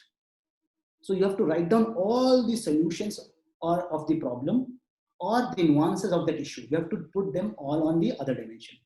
Third dimension is you will have to think of creative solutions, as many as you can. That's called divergent thinking. So think of as many solutions as you can about the issue or the problem. You have already written down the solutions which have been attempted. Now think of new creative solutions. So there can be some random solutions also. So for instance, if I'm a steel making company, somebody will say that you become an FMCG or you get into this business. So it's okay. We are into divergent thinking. Let's keep writing down whatever solutions we have. But from divergent thinking, the last dimension is called convergent thinking. The solutions which are applicable to our company. So how can we arrive at? For that, we will have to write down the goals, the beliefs, the objectives, and the values of the companies and try to use them as the yardsticks or criteria to evaluate the solutions. And when we evaluate, we will get to know which are the solutions applicable. So if we are steel making companies, our value is about steel, how can we become an FMCG? Right? How can we convert? Right? Our goals are different. How can we become? So goals, the solutions which are about the goals which our company already has, we will take only those solutions. That's called convergence. So point is, even if you are thinking creatively, you know your limitations, right? You know your problem, you know solutions attempted, you come up with many creative solutions, but finally you arrive at those solutions which are applicable to your company by evaluating them on the basis of your beliefs, goals, values, and objectives. But how many of us think like this? When somebody says you be creative, that's what I came across. Somebody told me this, that when our boss says Arun is our BM student, old BM student who runs this company. So this guy told me Arun has, when he says you all have to think out of the box, we get under tremendous pressure. And then there's this adrenaline rush in your body, right? Face becomes red, fingers become itchy, forehead becomes itchy. Wherever there are softer tissues, adrenaline hits. So he says that we feel like, so we are so much under pressure. And then Arun writes something on the board and says, this is how you will have to think out of the box. But he never tells what is thinking out of the box. So this is the biggest challenge, that are we aware? That's not a critical thing. Can I convert my thought into process and explain it to others? So I do this particular design thinking workshop here with my students and give them a task so that they can think like a user. They can understand what problems a user faces when he is using my product or service. And at every step, what are the problems or his pain points? And then I will have to develop solutions for all the pain points. And this solution is called a prototype. This prototype is a first solution. But remember, whenever you create I tell my students, whenever you create a prototype, definitely prototype is something which you love because you have arrived at it. But remember, it should not be your first, definitely it's a first love, but it should not be a last love. So you just leave it, change it and leave it and move to another. That is how you grow. So that is one way of using simulation, right? And then we also test and we ask them to create this chart, which is also very important. So in retrospective charts, once they test their prototype, some things they like, some things they don't like, some things they find are completely irrelevant, and some things they want to add. So I say that after every activity, you create it so that you get to know where you stand. And finally, another activity which I normally do is, this is what I did in one of the workshops here at Excel. I started it and it was quite successful. I converted one of our courses into a simulation. So what I did was, we have, I guess you all know that XLRI is known for HR, mostly HR, human resource management. We are number one in Asia Pacific, right? Many of the news reports say that. Now, so what I did was, because the institute wanted me to innovate in HR communication, so I started a simulation where I focused on 3 skills. I wanted my students to develop interpersonal skills because for HR people, it's very important to interact. Interpretive skills, can they understand the policies, vision, values of the organization and how they present themselves? But definitely majorly the focus was on interpersonal and interpretive skills, right? So if I have to assign weight, more weight was assigned to interpersonal, less than that was interpretive, and the least was the presentational, right? So that is how this particular simulation was designed. And we very clearly told our students that this is a process where they will have to get involved enthusiastically. They will have to get engaged with each other as colleagues. And the success of this particular simulation will majorly dependent upon them. If they are involved and they treat it as a business organization, their course or their program, this particular simulation, definitely as a business thing, they will learn a lot of it, a lot of it. And the good thing was that it helped also. So what I did was to make it more realistic. I collaborated with one of the HR consulting firms that is run by our students only. So I requested them and they agreed to help them. They help us out. But what we did was they initially helped us. So they didn't directly take our students in that company. They created a logo. They created a letterhead. They also created a welcome note. They created a recruitment letter. They also shared some of their past projects, which we could share with the students. They also created new vision, mission, values for our students here. And they also took an interview initially to take students. And for us, they gave us some positions. So we were registered on their website. So they created some positions, like they made me the CEO. Other instructors, they put in the senior management. And then they tasked, so when interviews happened, we were there, but these guys were also there from the industry. And these students actually got scared in that process. So they took behavioral interviews. And in those interviews, students were actually shortlisted for particular positions. So they advertised a few positions on their websites. And in the class, I told that you guys will have to apply for different positions. So they went and applied for different positions. And then there was a long, hard process of interviews because there were around 40 students in that particular course. So they had to appear for interviews. They were shortlisted after the interviews. And based on their performance, they were given different positions in the company. And I was the CEO. Other two instructors were helping me out. So they were senior management. And then I created a list of tasks which I wanted to give to these students. And this is the list which you can see on the screen also. And this is what mostly HR managers do. And in all these roles, they have to use, or in all these tasks, they have to use communication. So I did it. And I told them that they can communicate when they're in the company or when they're in a role, they will have to communicate like a colleague. But sometimes I will have to take some camps, which we call boot camps. In those camps, you can treat me as a teacher and students can treat each other as students. But in those camps, we will only give you some inputs, right? But they will not be about how you're performing in the organization. So that will be a separate thing altogether. So parallelly, we ran those boot camps to give them inputs on particular skills, some workshops. But yes, along with that, they had flipped classroom material as well, like videos, TED Talks, YouTube videos. So they had to watch them. And when they're in an organizational setting or when they're taking a task in the organization, they don't have to discuss those things at all. That was the deal. Because that would impact their performance, or that would impact. So there was a matrix created. So I used that matrix. If somebody used some data from there to discuss anything in the presentation itself, saying I'm using that because that is what is discussed in the YouTube video, I would actually give them low rating.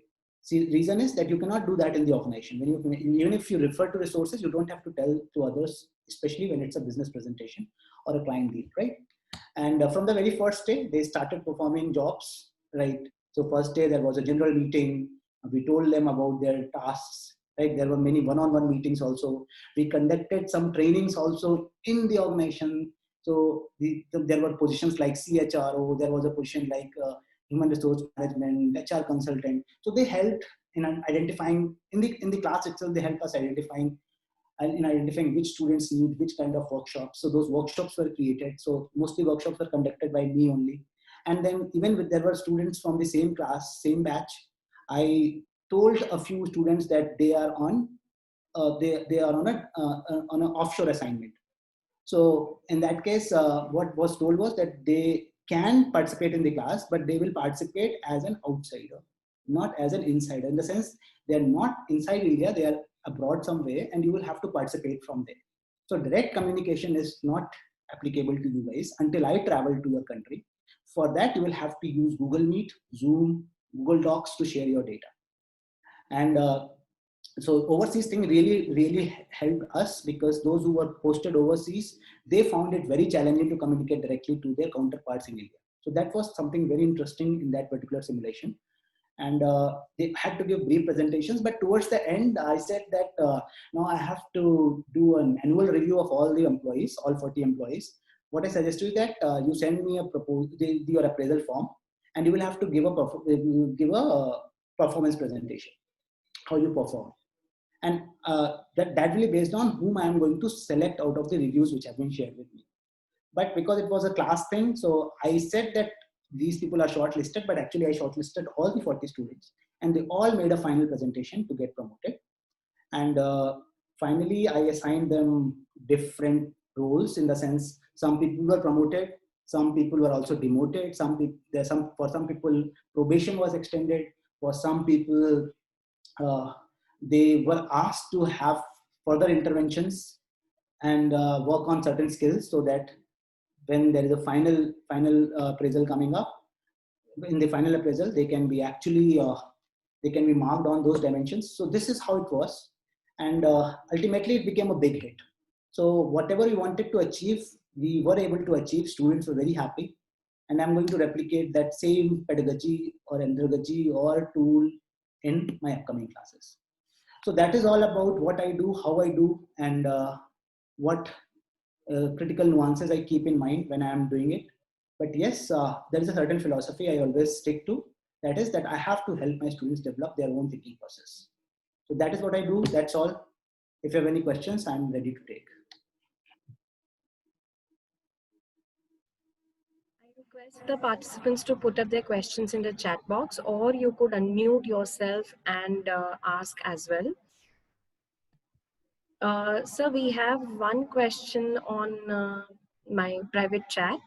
It says, is the online mode, online mode, what would be the biggest challenge for running games and simulations, and how do you initiate a classroom that has never done games and simulations before?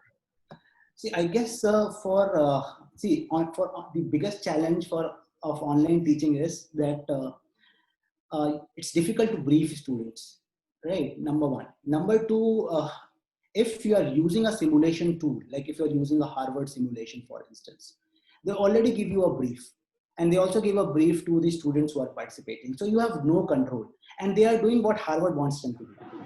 So these are the challenges which normally online people face when they use an already ready-made simulation.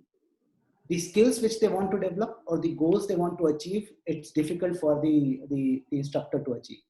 But yes, I suggest that if you are planning to convert your classroom into simulation, even if it's an online classroom, I guess the tasks which you assign, see what normally I do is I keep three things in mind when I create a curriculum: knowledge, skills, competencies, right? So competencies, how the person is using his knowledge and skills. These competencies are actually used in contexts. So contexts are the scenarios which we create. So knowledge, skills, I first decide on what are the knowledge and skills my students will get from my course and how they will use them as competencies, and then the context. So mostly when you are having an online thing, you create or bring in online context. So here you have virtual meetings. Like these days, everything is virtual. So force them into virtual meetings. Ask them to have virtual presentations. So if the same context which you are using physically in a classroom, if you can take them online, it's applicable and easy also. That is the only way. But again, you can use simulation tools, which I told you are available. But only problem with them is that they already have fixed goals. They already have fixed learning outcomes. So it's difficult to tinker. It's difficult to change. Reason is, if you change, the focus will not be shifted because they are designed in a particular way, right? So better to use the second approach. I told you about the three approaches, right? So student enterprise is a good approach, but because students are not available, that's a problem. So second approach is the best approach, where you create your own simulation, put them in the context, and create the context which is mostly online. They will actually learn online. Absolutely. We have one more question. Is it advisable uh, to accept simulation technique for a practical subject or a calculative subject, mainly for a calculative subject? When you say calculative, what does it mean? Accounts, maths, stats. Obviously. So when you say math, especially the subjects with numbers, right? That's what you're trying to say, where mathematical intelligence is used, right? So I guess in those courses, it will be more helpful. I will tell you why.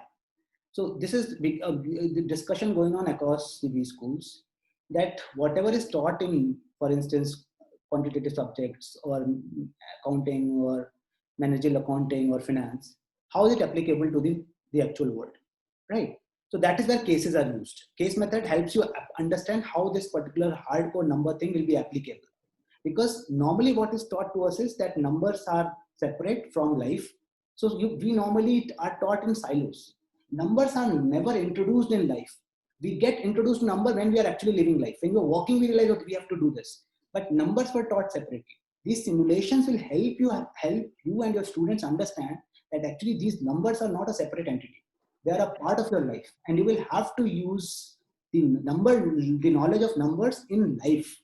That is how life is run, right? So that way, these simulations can be more helpful in such courses where people believe that if I don't have a mathematical intelligence, it's okay because that's a separate thing. That's not a separate thing. That's a part of your thinking process, and you cannot survive without numbers. Absolutely.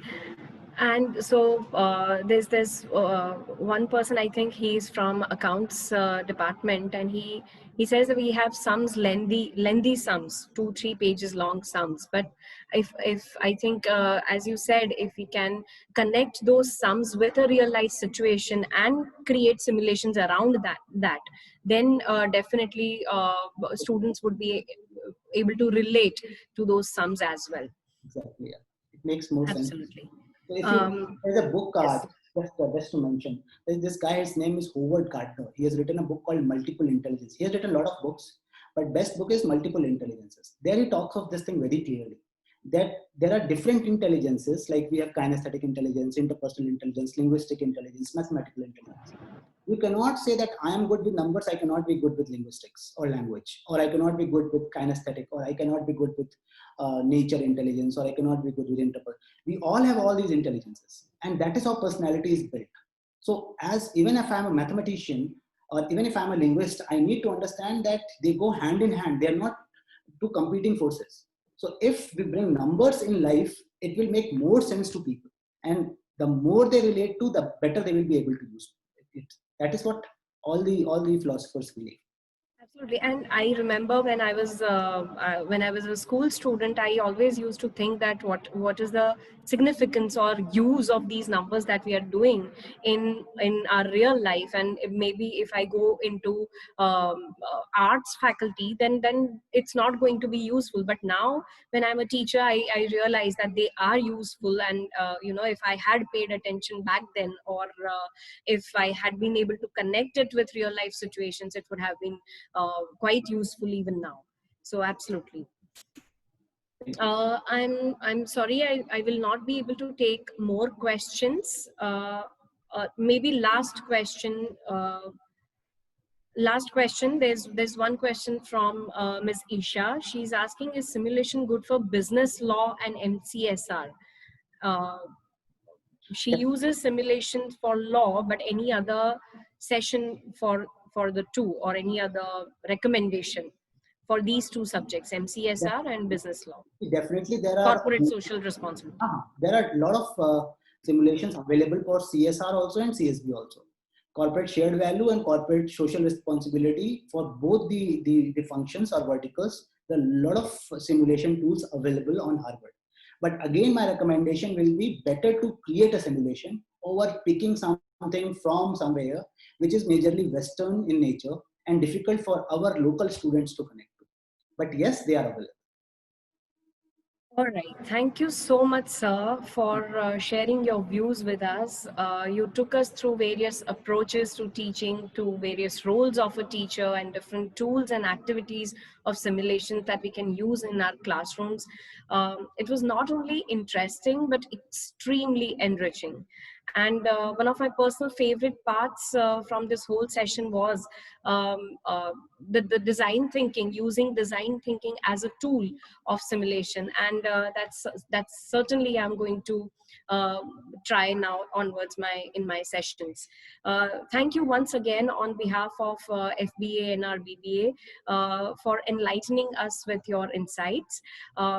And we hope that we have more such fruitful interactions in future. Thank you, sir.